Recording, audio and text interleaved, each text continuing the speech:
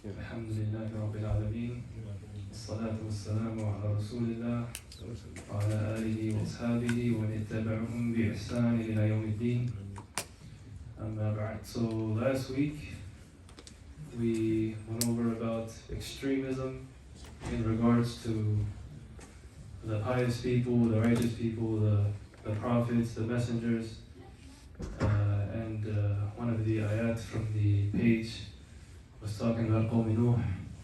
So I thought I'd put together some lessons from Qawm Nuh and what we can learn from them.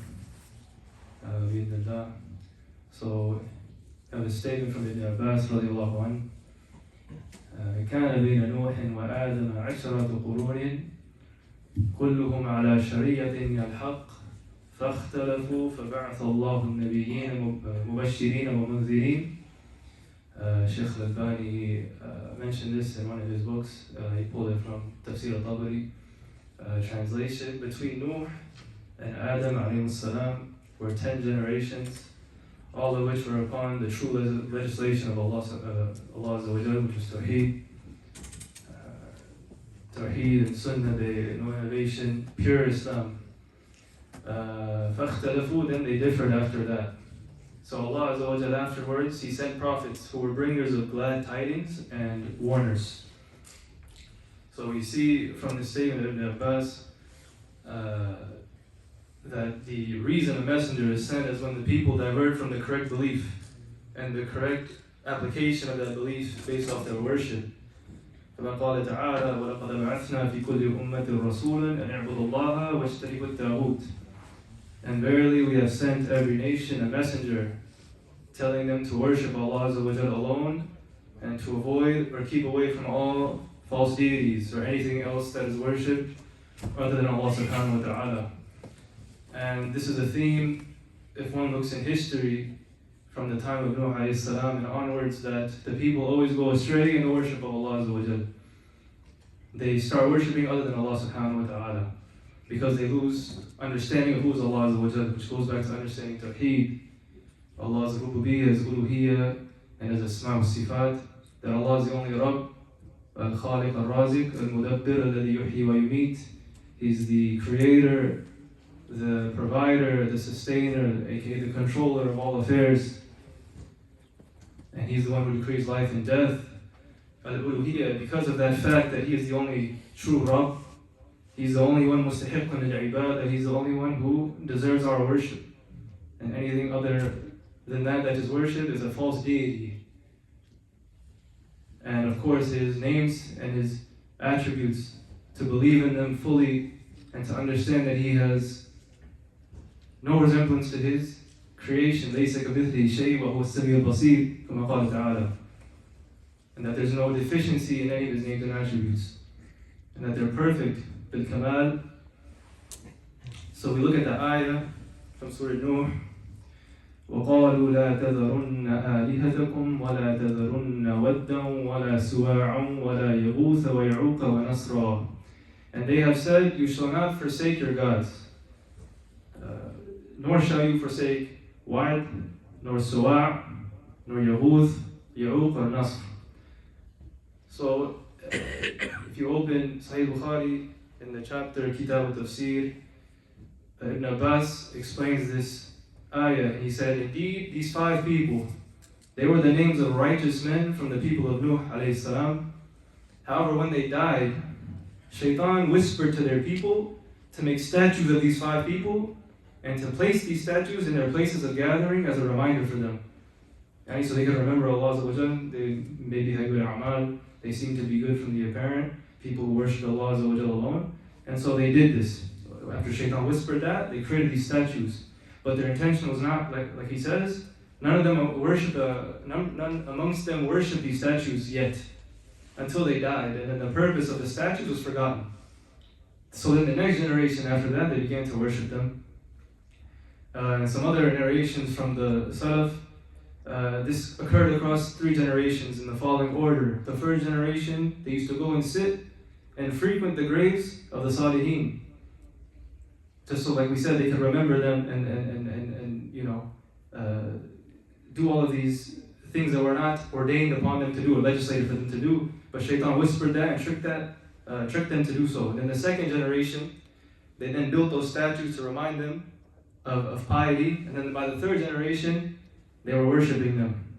So this is how Shaitan, he comes for the Muslim, the one who worships Allah Azza wa Jalla alone, is he first, knowing the Muslim accepts Tawheed, and then after that, he takes them towards what? Towards bid'ah. It's because they built those statues, but those statues themselves, they were not worshipping yet, but they became a means. They said, because these statues, or these people were pious people, we want to be like them, we can get closer to Allah by remembering them. This is not something that was legislated, yet they're not worshipping them just yet. Until finally Shaitan tricks them, and they're now worshipping them full-fledged. So this goes back to understanding that the severity of shirk, you know, as Allah says, في كتابه إن الله لا يغفر أن يشرك به ويغفر ما دون ذلك لمن يشاء وكما قال صلى الله عليه وسلم عن عبد الله بن مسعود من مات وهو يدعو من دون الله ندا دخل النار. This is in Sahih Bukhari. Whoever dies, the ayah from before, verily Allah does not forgive setting up partners with Him in worship, but He forgives any sin other than that, yani less than that, for whomsoever He wills. And then the hadith, whoever dies while calling on to other than Allah, and at the same time making a rival with Him, enters the hellfire. So our Prophet ﷺ, his message was no different, as Allah said in that ayah in Surah Al-Nahl. His message was no different than the message of Nuh alayhi salatu wasalam. And our generation, our ummah, is not also free from what happened to the people of Nuh alayhi salam. We ourselves can, may Allah protect us, fall into such such dangers of shirk.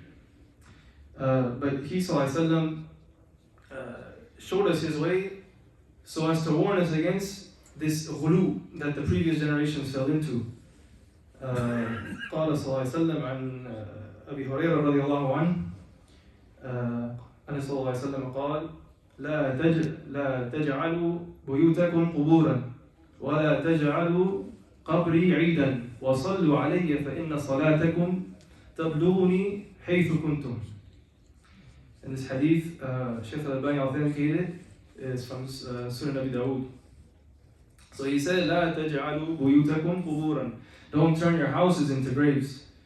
Meaning that you don't pray in your homes. Of course, men, we're supposed to be, we're obligated to pray our fara'id inside of the masjid. But he was referring to the sunnah and the nawafil. And he says in another hadith, قال صلى الله عليه وسلم عن زيد بن ثابت قال صلوا أيها الناس في بيوتكم فإن أفضل الصلاة صلاة المرء في بيته إلا المكتوبة. So that is the context of that, to know that was الخطاب هنا للرجال وليس للنساء. Then the next part, ولا تجعلوا قبري عيدا. The main part of the focus here. And don't make my grave a place of celebration or veneration or these things that are just extreme ghulu. And we see today with people, maybe they have the wrong intention. Whenever they're going over to make Umrah or Hajj, they want to go and visit the grave of the Prophet ﷺ. When the Prophet ﷺ said, Hadith Abu Sa'id al-Khudri, ولا تشد الرحال إلا إلى ثلاثة مساجد مسجد الحرام ومسجدي ومسجد الأقصى. So journeys should not be taken, hadith in Sahih Bukhari, journeys should not be taken except to 3 masajid, which is Masjid al-Haram, Masjid al-Nabawi, and Masjid al-Aqsa. So people who go with such intentions, they're going against this clear narration. And then also, the Prophet ﷺ did not leave us with just making nahi on what we can do, but it's prescribed to go to graves with restrictions. There's ahkam related to that. On Anas ibn Malik radiallahu anhu, قال صلى الله عليه وسلم كنت نهيتكم عن زيارة القبور ألا فزوروها فإنها تقر القلب وتدمع العين وتذكر الآخرة ولا تقولوا هجرا. I didn't include the translation, but I hope everybody understands. That hadith is Shaykh al-Albani authenticated, Sahih al-Jami'. So basically, going to the graves should be a benefit for you. Of course, you make dua for the person who has passed away. You hope that Allah has mercy on them. But for yourself and ourselves, we need to remind ourselves that the graves are a means for us to understand that maut is coming for us too. Is very close. So it's a means of remembrance of the akhirah. And then finally he says, and send salat on me, for surely your salat reaches me from wherever you are. And so another solution, for people to follow the way of the Prophet ﷺ and to not go into ghulu. People they claim they love the Prophet ﷺ, but they do things that he doesn't. He never told them to do. Like Allah Azza wa Jalla says, قُلْ إِن كُنْتُمْ تُحِبُّونَ اللَّهَ فَاتَّبِعُونِي. So to show your love to the Prophet ﷺ, you do so by following his sunnah, not going against it. Just like those 10 praiseworthy generations from Adam alayhi salam to Nuh alayhi salam, the Prophet ﷺ himself praised 3 generations of his ummah. سئل النبي صلى الله عليه وسلم أي الناس خير قال قرني ثم الذين يلونهم ثم الذين يلونهم.